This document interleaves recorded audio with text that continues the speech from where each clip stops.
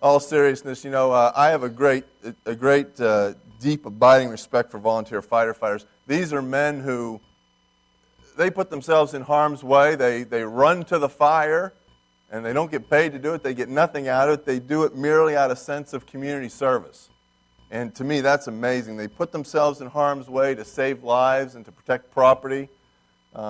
These are men who have families and homes and full-time jobs that, they go off and they get a little bit of training on how to fight a fire, and then at any moment, at a given moment, they could be put in a life or death situation. And that's kind of what I grew up with. Most of the towns around me, little villages, had their, one little firehouse with one fire truck and one paramedic truck, and that was it. An empty garage with those two things in it. And, if you needed help in my hometown, you actually called the number of the grocery store that was across the street from the firehouse. Yeah, this is before 911. You'd call the grocery store, and Mabel would sound the fire horn. Now, the fire horn was this big horn. It was up on these really tall poles. And I was trying to figure out a way to describe to you what it was like. This fire horn, I had the misfortune of being in front of the fire station when this horn would go off a couple times. It was deafening. But it wasn't like a siren horn. It was kind of like, I thought really long about how to describe what this horn sounds like.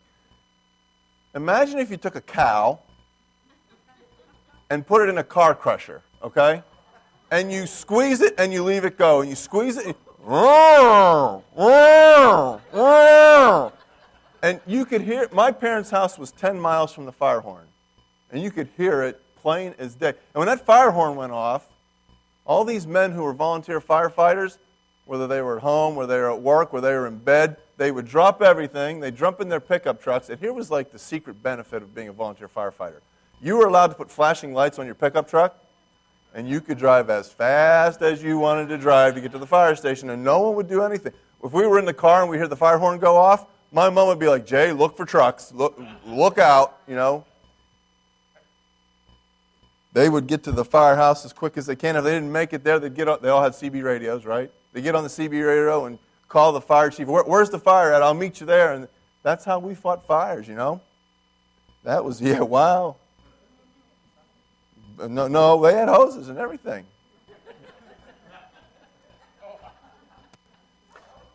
And because there was, you're talking about small communities with not a lot of money, anytime the firemen needed something new, or needed to upgrade, we had to raise money for it. And there was one way that every year they raised money the same way. How did we raise money?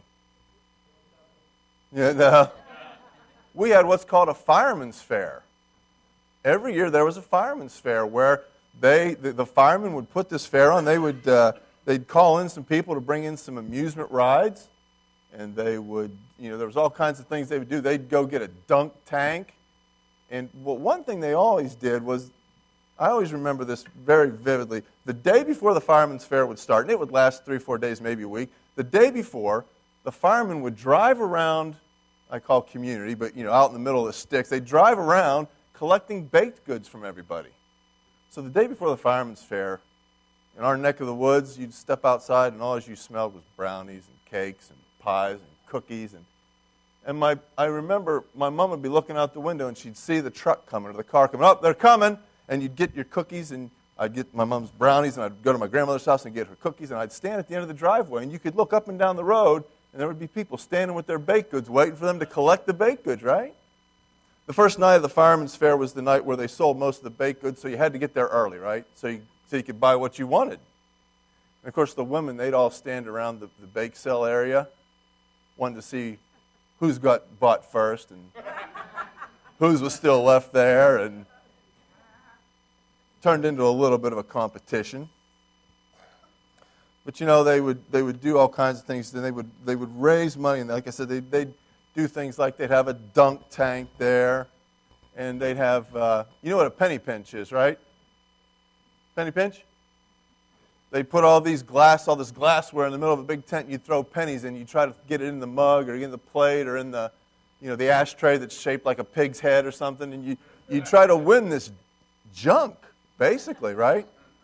But see, once you won it, you could walk around the fireman's fair with your ashtray that looked like a pig's head, and there's a real man there because he was able to win the penny pitch, right? They would do all kinds of stuff so they could raise money for these volunteer firefighters. But as I got a little older, a kind of curious thing happened. I began to really question the value of the fireman's fair. And all the work that went into it, all the effort, all the baking and collecting of glassware and setting up the rides and the dunk tank and having the parade and all this stuff going on. And as a kid, I was probably in my teenage years, I kind of thought to myself, wouldn't it be easier, wouldn't it just be better just to write a check? I mean, okay, look, box of brownies, that's a couple bucks, a couple eggs, some milk. Let's call it $5 for the brownies. I'm going to go to the fair, I'm going to buy someone else's brownies for $5, that's $10.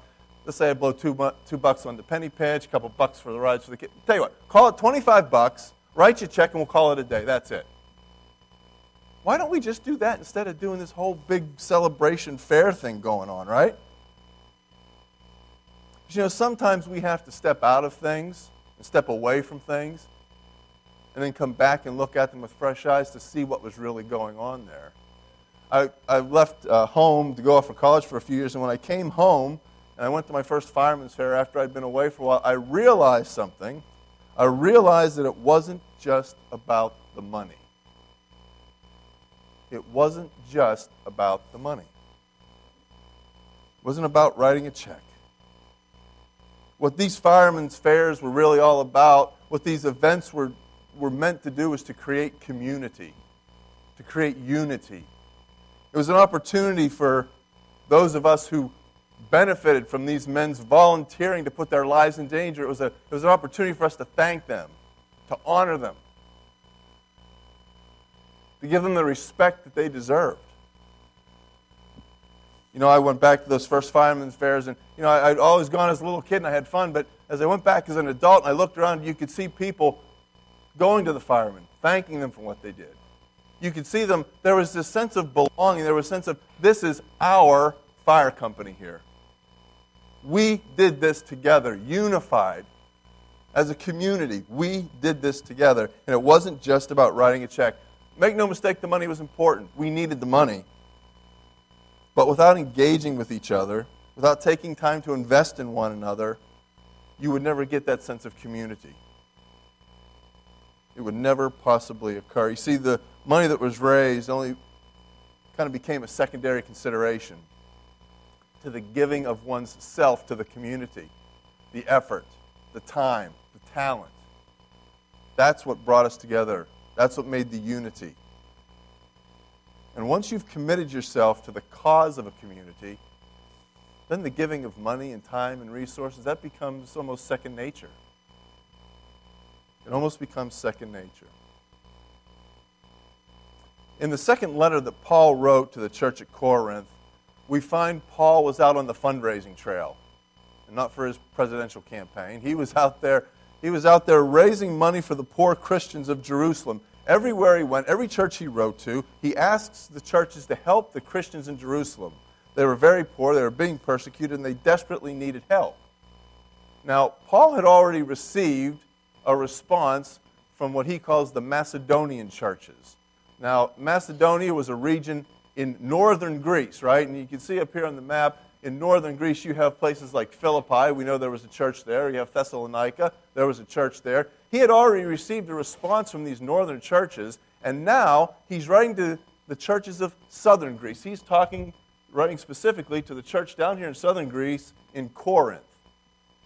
And it's interesting what Paul kind of does here. He's going to ask these Corinthians to help out the poor Christians in Jerusalem. And he opens up by kind of saying, hey, I want to tell you about these great churches, your northern neighbors there. I want to tell you how great they are. It'd be kind of like Paul writing a letter to the churches of the Boston area and saying, the Yankee fans, I got to tell you how great they are. They're really some Christians, those Yankee fans. Wait a minute, what's wrong with us Red Sox fans up here, right? Now, let me warn you here let me just stop a minute. Anytime a preacher gets up and starts preaching about 2 Corinthians chapter 8 and 9, a lot of members start to say, uh-oh, here it comes. Here comes the big ask. He's going to ask for money. Contribution needs a kick in the pants, so they're sending Jay up there to Oh, they talked about the pledge. This is completely coincidental, by the way. They talked about the pledge process, the 2016 pledge process, so he's up there, he's pitching money now. As we go through these passages we're going to look at this morning, you're going to find out that money is very much secondary to what Paul is talking about here. There is a much bigger issue, a much bigger lesson that he's trying to get across to these Christians. So let's see what Paul has to say. Paul says, and now, brothers and sisters, remember, he's writing to Corinth, down in southern Greece. I want you to know about the grace that God has given to those great Macedonian churches. Well, they are the apple of my eye, let me tell you. He says, in the midst of a very severe trial, their overflowing joy and their extreme poverty welled up rich generosity. Wait, what? You know, if I'm a Christian in the Corinth church and I got that and they're reading Paul's letter out loud to everybody, I might just ask them to read that again. Because what I just got read to me doesn't make a whole lot of sense to me. It says that in the Macedonian churches, they're in the midst of a severe trial. Some translations say a great trial of affliction. Others say a severe tribulation. They are going through some kind of crisis in the Macedonian churches. And on top of that, they're experiencing extreme poverty. At this time in the region of Macedonia, the churches were being persecuted. And not only that, coincidentally, in that region of Macedonia, there was a great famine. There was this great drought. So they're being persecuted. They've got nothing. And from that, or being produced from that, Paul says there's this overflowing joy and this rich generosity. That's a mathematical equation that doesn't make a whole lot of sense to me. That somehow going through some kind of crisis, through tribulation, and being dirt poor, somehow that's going to produce joy and generosity. That doesn't work for me. When I'm going through a crisis and when I don't have any money, I am not happy and I am not giving you nothing. Right? Well, that's the worldly Jay speaking, but that's how I feel. You know, this phrase, rich generosity, it has this feeling of, hey, you know what, listen, I've got so much. Here, just take what you need. There's plenty more where that came from. These people weren't rich. These people could barely eat. And yet somehow, rich generosity sprang from them. Look how Paul describes the joy and generosity, how it manifested itself in these people in Macedonia. He said, for I testify that they gave as much as they were able, and even beyond their ability. Entirely on their own, they urgently pleaded with us for the privilege of sharing in this service to the Lord's people, and they exceeded our expectations. How does this happen? How does it happen that these dirt poor people can do this? You know, if we know people in our lives that are going through financial hard times, what do we tell them? Hey, cut back on your spending. You got to watch every dime. And you know what? Don't worry about helping other people right now. You got to worry about yourself. You got to hang on to what you got. You know, when we're going broke, it's like we want to hold on to everything. But these Macedonians, they were like, hey, we're going broke, so we better give it all away before it's all gone. I mean, their thinking is completely different than the worldly thinking. How does this happen? In fact, if you kind of read between the lines here a little bit, it's almost like Paul had a little bit of, he might have given them some advice. He said, you know what? They did this on their own, so maybe Paul didn't go out and request them to give. And he said they did it on their own. Not only did they do it on their own, they begged. They begged Paul, let us participate in this. It's almost like maybe Paul was saying, maybe you better hold on what you got. You're going through some hard times yourselves. They begged Paul. The beggars begging to give to the poor. Well, that's a new one. Beggars giving to people who are worse off than they are. What was it about these Christians that drove them, that propelled them into this, what we would consider paradoxical giving? Paul's about to tell us, and this, what he's about to tell us, is the real lesson of Corinthians 8 and 9, 2 Corinthians 8 and 9. Paul's about to tell us why these people would act so counterintuitively. Paul, why would these people give when they were in crisis, when they were in poverty, when they were destitute? Why would they give? Well, because they first gave themselves to the Lord, and then, by the will of God, also to us. They gave themselves to the Lord first. And then they gave themselves to us. Notice, Paul doesn't say anything about money here. This lesson isn't about money. It's about giving yourself to God first, and then, and what flows after that, what comes then is you can give yourself to others. Paul says there is an order of things here. There's an order that things have to happen. You can't give yourself to others until you've given yourself to God first. Listen, they made Jesus Lord. No, you're shaking your head, yes. No. They made Jesus Lord. They surrendered everything. They gave everything wholeheartedly. This is the primary characteristic of a new life in Jesus Christ. One transfers control of me to Him. It's no longer the, me incorporated, it's God incorporated now. Giving yourself to the Lord first means that you have relinquished control to Him. You pay Him honor and respect. You know why I do that? Because He volunteered. He volunteered to run to the fire. He didn't get anything back out of it. He didn't get paid to do that. He volunteered to run to the fire to save you. And with that realization firmly in mind, how can there be any hesitation? How can there be any anxiety about giving control over to Him? And when you've given control of your life to God, and when you have no anxiety about it because He's the one who saved you in the first place, that is when you truly become free. You surrender to Him to become free. And when the heart is free, listen, when the heart is free, we no longer have to hang on so tightly to everything else in this life.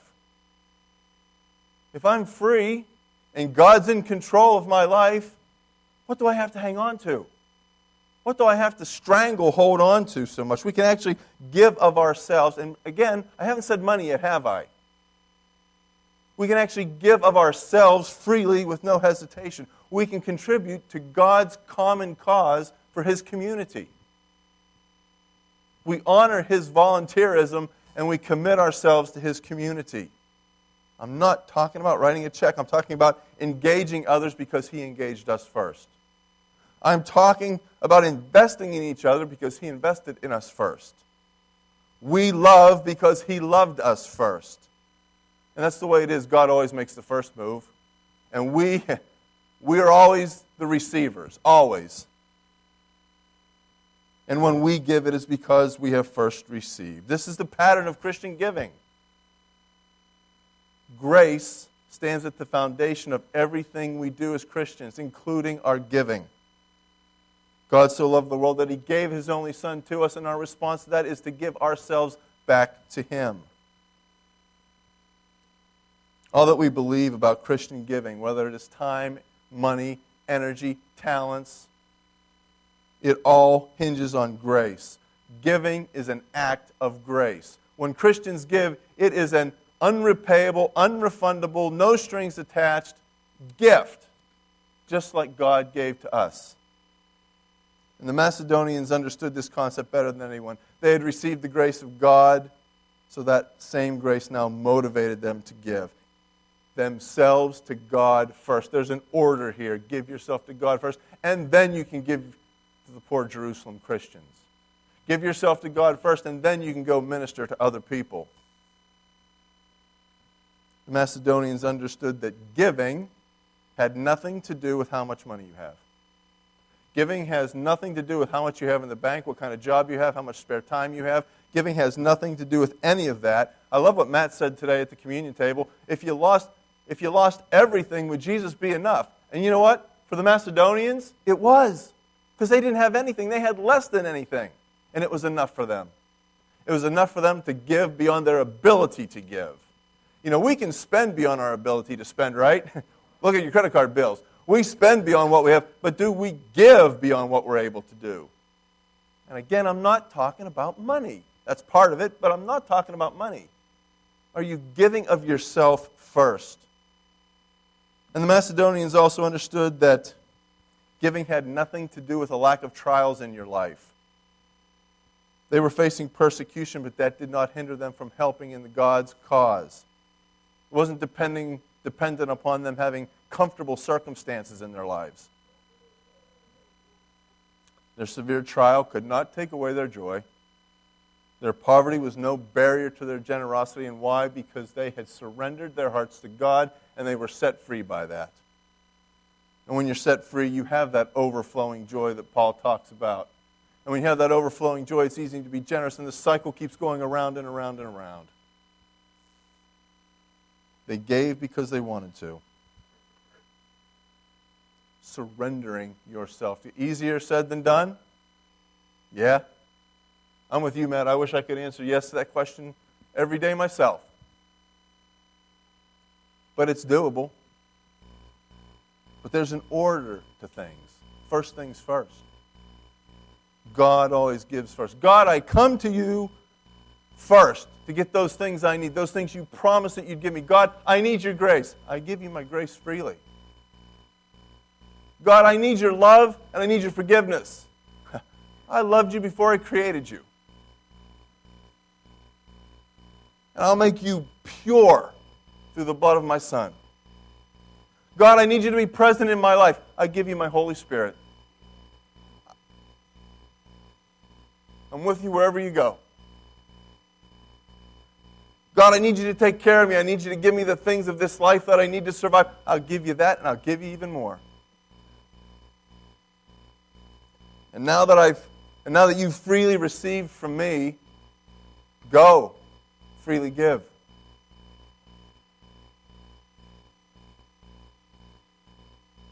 Lord, all that I have, all that I am, I've got from you. And now I surrender it all back to you by giving it to others. Well done. Well done, good and faithful servant. Now enter into the joys of your Lord. Set your heart free by surrendering yourself to God and to His will. It's not about writing a check. Listen, if you haven't surrendered yourself to God yet, if you haven't just said, God, take me, I take my will, if you haven't surrendered Him first, keep your money. The elders are cringing that I'm saying that right now during pledge season, but listen, if you haven't given yourself over to God yet, if you haven't surrendered your life to Him, keep your money. Doesn't need it. Doesn't want it. He wants you. He wants you to be engaged in His community. He wants you investing in His people. If you can't do that, He doesn't want your money. I promise you that. Because the giving of money is secondary. It's a result from. It's that after thing, right? It's the icing on the cake, the cherry on the sundae. I'm hungry. I'm using food analogies. Got to get something else there, right? Giving of money and giving of self, that's a result of surrendering to God and realizing that He volunteered to run to the fire for you. It's a way to honor and respect Him. And I'm going to tell you, a church full of people who are unified, a church full of people who have surrendered, and a church full of people who want to exceed expectations, there is nothing they can't accomplish. If you've yet to surrender to God, if you've yet to put Him on in baptism, there's no better time than today. If you have put Him on in baptism, and maybe you can't answer yes to Matt's question. Maybe you can't say Jesus isn't. Maybe you need to resurrender. Maybe you need to refocus. Maybe you need to come back in line with God's will for you. But do it today. Surrendering and giving up control, those are all bad words in our dictionary, right? We were talking to some people at dinner the other night. Kel and I went out to dinner. There's some women sitting next to us, and they said, the most important thing in life is never give up your earning power. That's the most important thing. That's the biggest lesson in life you can ever learn. Because if you can't provide for yourself, what good are you? And blah, blah, blah, blah. And I'm thinking, man, they're not living lives of freedom and rich generosity. They haven't surrendered anything. Surrender everything to God. So give yourself to God wholly and complete. And I guarantee you'll have a freer life. Do it this morning.